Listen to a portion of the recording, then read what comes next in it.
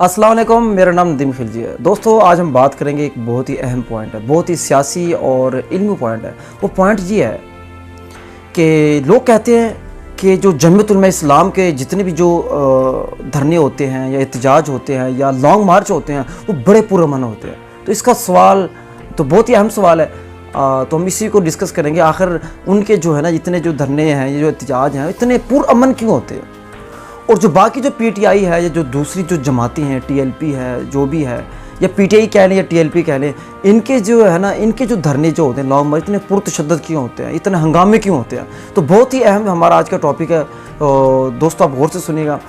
तो दोस्तों, सबसे पहली तो बात ये है कि आपको एक बात पे बड़ी हैरानी होगी कि पहली मरतबा जो है ना मौलाना फजलुर रहमान की जो जमात है, इन्होंने पहली मरतबा किसी हुकूमत के खिलाफ धरना दिया और एक नहीं दो धरने दिए। पहली बार जब से मैंने होश संभाला है, क्योंकि मौलाना साहब हर हुकूमत का हिस्सा होते हैं और अपना जो जितना उनका एक जो हिस्सा बनता है वो लेते हैं। तो पहली मरतबा जब उन्होंने धरना दिया, एहतजाज किया, लॉन्ग मार्च किया एक हुकूमत के खिलाफ, ये जो किराया आपको देना पड़ेगा कि जो है ना ये पहली मरतबा ऐसा हुआ। और ये एक आप इसको कोई अनोखा काम कह लें, जुबा ही कह लें आप, चलें इसको। तो अब एक तो पॉइंट ये हो गया। तो दूसरी बात ये है कि आखिर वो जमीयत उलमा इस्लाम के जो है ना वो इतने पुरअमन धरने क्यों होते हैं, लॉन्ग मार्च क्यों होते हैं। तो इसकी सबसे पहली जो एक जो वजह है, वो जो एक बुनियादी वजह, वो है उनकी अंसारुल इस्लाम। आपको पता है उनके जो एक अस्करी वो कारकुन है, अस्करी कह लें या इंतज़ामी कह लें, जो कि पूरे धरने का, पूरी जमात का जो इंतज़ाम और इंसराम है उसको संभालते हैं। क्योंकि जमीयत उलमा इस्लाम जो है ये कोई ये अब की जमात नहीं है, ये बड़ी पुरानी है। पाकिस्तान शायद बनने से पहले की जमात है, उस वक्त की ये जमात है। तो उनके फिर ये अंसारुल इस्लाम भी बहुत पुरानी है। तो इनकी बड़ी अच्छी खासी इस हवाले से तरबियत है कि जमात को कैसे मुनज़्ज़म रखना है, धरने को या लॉन्ग मार्च को कैसे उन कंट्रोल करना है। तो एक तो वजह ये होगी।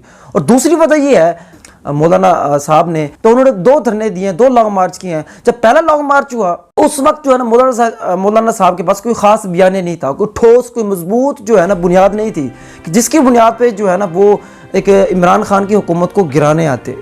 तो इस वजह से अवाम भी इतनी ज़्यादा नहीं निकली। एक अच्छी खासी तादाद थी लेकिन उतनी ज़्यादा नहीं थी कि जिससे आप हुकूमत गिरा सकती हैं। असल तो अब ये फार्मूला ही गलत हो गया, लॉन्ग मार्चों से या धरनों से हुकूमतें नहीं जाती और जानी भी नहीं चाहिए।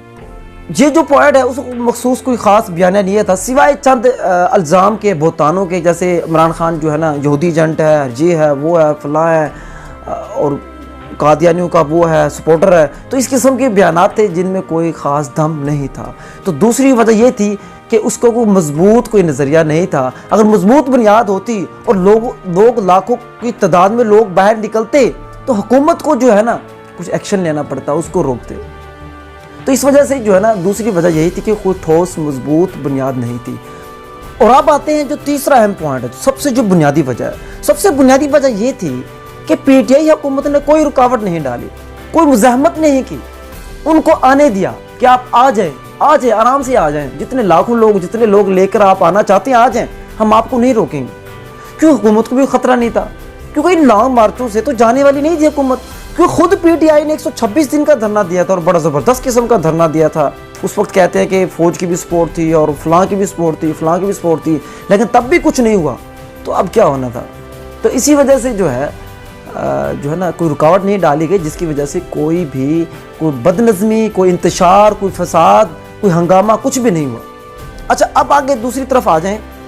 सेम आज वाला उसको देख लें, पीटीआई की जो लॉन्ग मार्च देख लें, इसमें बड़ा इंतशार होता है, उसकी वजह क्या है? अब वाला देख लें, इंतशार क्यों था? उसकी एक ही वजह थी कि मुज़ाहमत की गई। जो मौजूदा हुकूमत है उसकी तरफ से मुज़ाहमत की गई, रुकावट डाली गई। अब देखिए, जहाँ जिस शहर से भी लश्कर कह लें कि वो जो उनके कह लें जो काफिले जो रवाना हो रहे थे, वहीं से उन्होंने रोकना शुरू कर दिया। उनकी जो गाड़ी, उनके शीशों को तोड़ना शुरू कर दिया, उनके मार कुटाई, शैलिंग शुरू कर दी। जहाँ से निकल रहे थे वहीं से स्टार्ट कर दिया काम। अभी पहुँचे नहीं थे, पहुँचना तो दूर की बात है, वहाँ जाके बैठे नहीं थे, वहाँ जाकर उन्होंने धरना नहीं दिया था।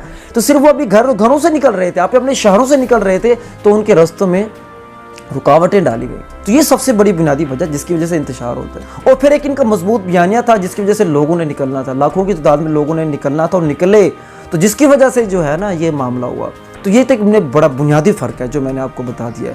اب بات جاتے ہیں کہ وہ اتنے پرامن ہیں، آپ کیا ہم ان کو کریڈٹ دیں جو مولانا صاحب کی جماعت ہے؟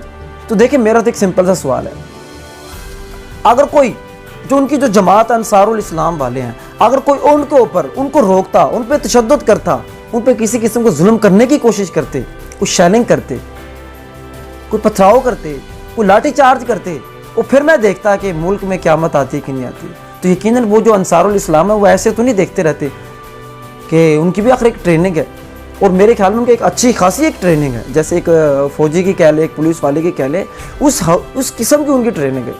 تو میرے خیال میں ایک بہت بڑا وہاں فتنہ فساد ہو جانا تھا اور ہوتا۔ تو یہی وجہ ہے جناب کہ جمعیت علماء اسلام کے جو لانگ مارچ ہیں وہ اتنے پرامن کیوں ہوتے ہیں، تو اس کی یہی وجہ ہے۔ تو میرے خیال میں اس کا کریڈٹ صرف ان کو نہیں جاتا بلکہ اس حکومت کو بھی جاتا ہے جن کے خلاف انہوں نے لانگ مارچ کیا اور انہوں نے آگے سے کوئی مزاحمت نہیں کی۔ تو دوستو امید ہے آپ کو ویڈیو پسند آئی ہوگی، اگر آپ کو پسند آ گئی ہے تو اس کو لائک کریں، کمنٹ کریں، دوستوں سے شیئر کرنا مت بھولیں، اور ہمارے چینل کو ضرور سبسکرائب کر دیں۔ شکریہ، اللہ حافظ۔